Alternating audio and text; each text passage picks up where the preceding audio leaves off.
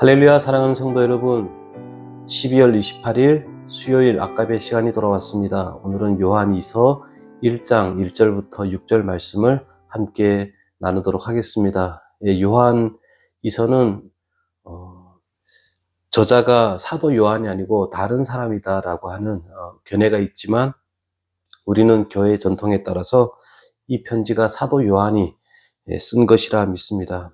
이런 의견이 분분한 이유는 서신서의 서두에 요한이라고 하는 이름이 언급되어 있지 않기 때문에 그렇다라고 생각되어집니다. 1절에 보면은 장로인 나로 이렇게 시작되어 있습니다. 왜 요한이 이렇게 장로인 나는 이렇게 소개했는지는 정확하게 알 수는 없습니다. 아마도 개인적인 관계보다는 연장자이나 또 교회의 지도자로서의 사회적 관계를 독자들에게 강조하기 위함이고, 또 그가 전하는 이야기가 단순히 개인적인 메시지가 아니고 하나님의 말씀에 근거한 명령이므로 잘 받아들이기를 원하는 마음에서 아마 장로다 이렇게 표현을 한 것이라 이해가 됩니다. 어쨌든 우리는 요한이서는 사도 요한이 기록된 것으로 믿습니다. 요한이서의 특징은 요한일서의 메시지와 반복되는 듯한 인상을 가지고 있습니다. 요한일서의 메시지가 무엇이었습니까? 진리 안에서 사랑으로 보듬어 가라 라고 하는 메시지였습니다. 오늘 본문 6절에 보면은 또 사랑은 이것이니 우리가 그 계명을 따라 행할 것이요 계명은 이것이니 너희가 처음부터 들은 바와 같이 그 가운데 행하라 하심이라 이렇게 되어 있습니다. 진리를 따라 행하라 라고 해서 요한 1서와 동일한 메시지를 하게 되는 것을 보게 됩니다. 이렇게 동일한 메시지를 전할 수밖에 없는 이유는 무엇일까요? 어쩌면 우리가 그 말씀대로 잘 살지 못하고 있기 때문일 수도 있겠고, 특별히 어떤 특정한 신앙 공동체가 처한 특수한 상황에 있어서 그 상황을 전제로 해서 다시 자신의 신앙의 원리를 이야기할 수밖에 없기 때문에 이 메시지가 동일하게 등장한 것 같다라는 생각을 해보게 됩니다. 그래서 단순히 반복이 아니라 늘 확인하고 붙잡아야 될 신앙의 원리로서 사도 요한이 요한이서에서 사랑을 이야기를 하는 것입니다. 5절에 보면은 부녀여 내가 이제 네게 구하노니 서로 사랑하자 이렇게 이야기를 합니다. 여기서 부녀라고 하는 표현은 교회에 대한 상징적인 호칭입니다. 그렇다면 왜 교회를 부녀요라고 부를까요? 그것은 아마도 교회는 가정과 같은 곳이기 때문이다라고 생각되어집니다. 교회는 생명을 만들어내는 곳이고 생명이 자라가게 하는 곳입니다. 그러기 위해서는 누군가의 수고와 희생이 반드시 있어야 된다는 것이죠. 평안하고 안정된 가정의 특징을 보면 그 가정에 누군가의 희생을 우리는 보게 됩니다. 특별히 가정에서 가장 많이 수고하는 사람들은 아마도 아내이고 또 엄마들일 것입니다. 아내들이, 엄마들이 수고하고 헌신하는 이유는 힘이 세거나 능력이 있어서가 아니라 사랑 때문에 온전히 수고하고 애써서 가정을 지켜나가고 또 가정을 세워나가고 생명을 키워나간다라는 것입니다. 혈연으로 맺어진 가족보다 더 무서운 예수의 피로 묶여진 존재가 우리이기 때문에 예수의 이름으로 모인 것은 언제나 생명이 잉태되고 자라고 열매 맺어야 된다는 것입니다. 그래서 서로 사랑하자. 더 수고하고 애쓰고 품어라. 그것이 교회의 역할이다. 이렇게 말씀을 하고 있습니다.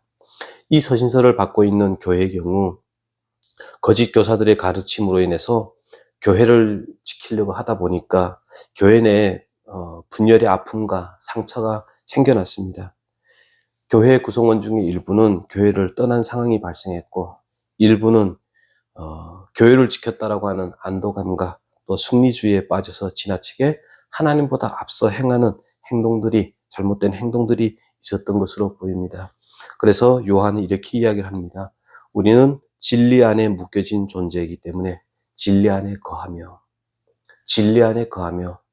진리를 벗어나지 말고 하나님보다 앞서지 말고 사랑으로 보듬어 가라라고 권면을 하고 있는 것입니다. 우리는 어떤 존재인가? 5절에 보면은 처음부터 우리가 가진 것이라, 처음부터 가진 존재다, 이렇게 이야기를 합니다. 6절에 보면은 처음부터 들은 바와 같이라고 해서 처음부터 들은 존재다, 이렇게 이야기를 합니다. 여기서 처음이라고 하는 단어는 프로토스라고 하는 최초의, 첫 번째, 처음에 라고 하는 단어가 아니고 아르케라고 하는 단어를 썼습니다. 아르케, 태초의 시작과 원인을 말할 때 사용했던 그 처음이라고 하는 아르케라고 하는 단어를 썼습니다. 그러면 왜 프로토스가 아니고 아르케라고 하는 단어를 사용했을까요? 우리는 처음부터 창조되어 지어질 때부터 사랑에 의하여 지음을 받았고 사랑을 위하여 살아가는 존재로 우리는 지어졌다라는 겁니다. 양육강식으로 살아가는 자연계 동물들과 다르게 하나님의 형상으로 지음을 받았다라는 것이죠. 처음에 우리는 어떤 존재로 지음을 받았는가?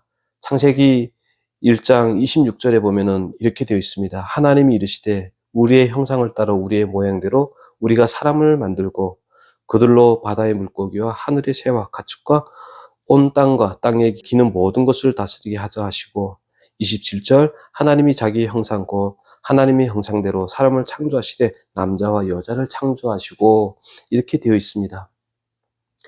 사람을 하나님의 형상대로 지었다라고 합니다.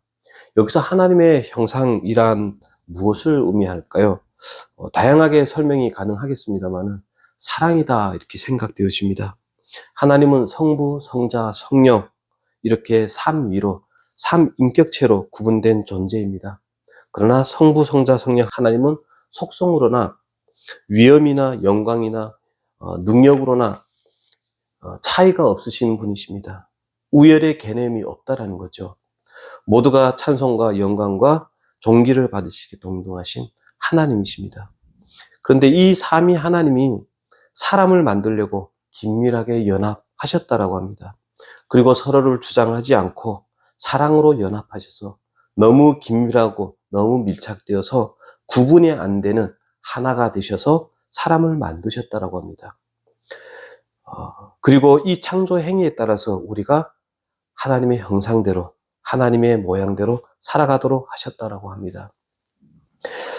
예수님께서 이 땅에 떠나시면서 제자들에게 또 신자들에게 무엇을 가장 먼저 회복하기를 원하셨느냐라고 하는 부분을 기록한 구절이 성경에 나와 있습니다. 요한복음 17장 11절에 보면은 예수님의 기도가 등장을 하는데요. 나는 세상에 더 있지 아니하오나 그들은 세상에 있사옵고 나는 아버지께로 가옵나니 거룩하신 아버지여 내게 주신 아버지의 이름으로 그들을 보존하사 우리와 같이 그들도 하나가 되게 하옵소서 이렇게 이야기를 합니다. 우리와 같이라고 할 때 우리는 바로 삼위 하나님의 하나 되심을 이야기를 하는 거죠. 그와 같이 성부, 성자, 성령 하나님의 긴밀한 연합으로 하나가 된 것 같이 우리도 하나가 되는 삶으로 살기를 원합니다. 이것이 이 땅에서 예수님께서 드리셨던 마지막 기도입니다. 삼위 하나님의 연합의 기쁨과 아름다움과 자랑이 회복되게 하여 주시옵소서. 우리가 그 창조 때에 인간에게 준 그 특권과 그 자랑을 회복하기 원합니다. 이것이 예수님의 기도였습니다. 우리는 하나님의 사랑의 작품이고 그 사랑의 모양과 형상을 부여받아 사랑하며 살아가는 존재다라고 성경은 이야기를 하는 것입니다. 본문으로 돌아와서 찢어지고 상처가 있고 그래서 아픔이 있는 곳에 사도 요한은 사랑을 요구하고 있습니다. 신자의 특징은 그래서 사랑이어야 됩니다. 수고이어야 되고 헌신이어야 되고 희생이어야 됩니다.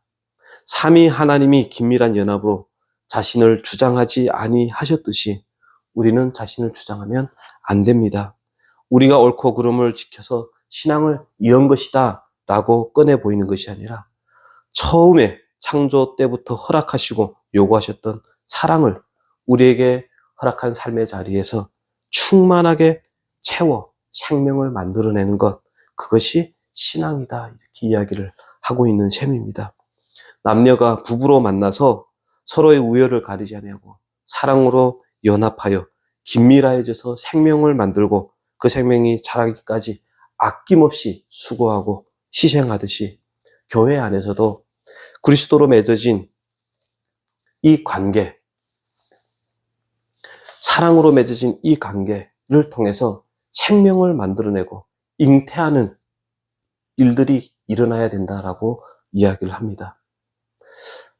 교회를 향한 사도 요한의 기도가 무엇이었습니까? 3절에 보면은 하나님 아버지와 아버지의 아들 예수 그리스도의 은혜와 긍휼과 평강이 오늘도 진리와 사랑 안에서 우리와 함께하기를 바랍니다. 이것이 사도 요한의 기도였습니다. 생명을 만들어내는 일을 감당할 때 우리가 반드시 기억해야 될 것은 우리는 내 것을 주는 존재가 아닙니다. 하나님이 붙들어 주신 은혜와 긍휼과 그리고 하나님으로부터 평강을 받아서 하나님의 것을, 하나님의 은혜와 긍휼과 평강을 흘러보내는 존재입니다.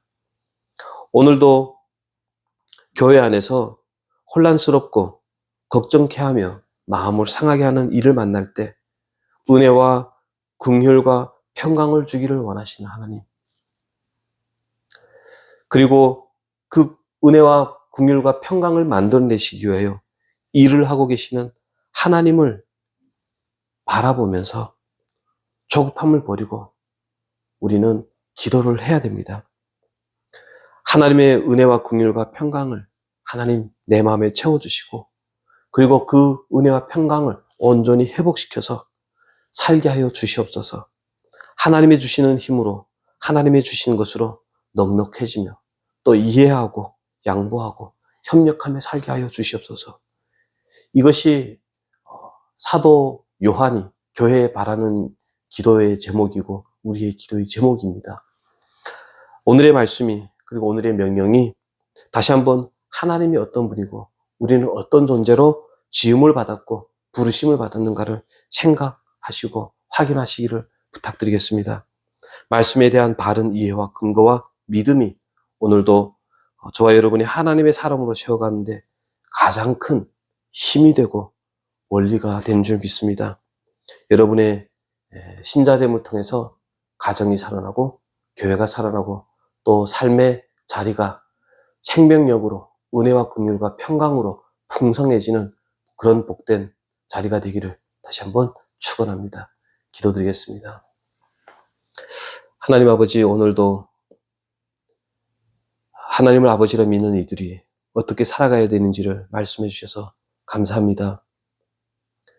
내 안에 끊임없이 꿈틀거리는 자존감, 또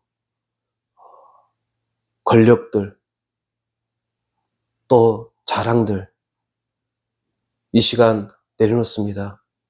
하나님 앞에서 어떤 존재인지 다시 한번 기억나게 하시고, 그래서 그 부르심에 순종하며 살게 하시고, 그래서 내가 머무는 곳에 생명과 은혜와 진리가 흘러가는 그런 복된 삶이 될 수 있도록 지켜주시고 붙들어 주시고 인도하여 주시옵소서.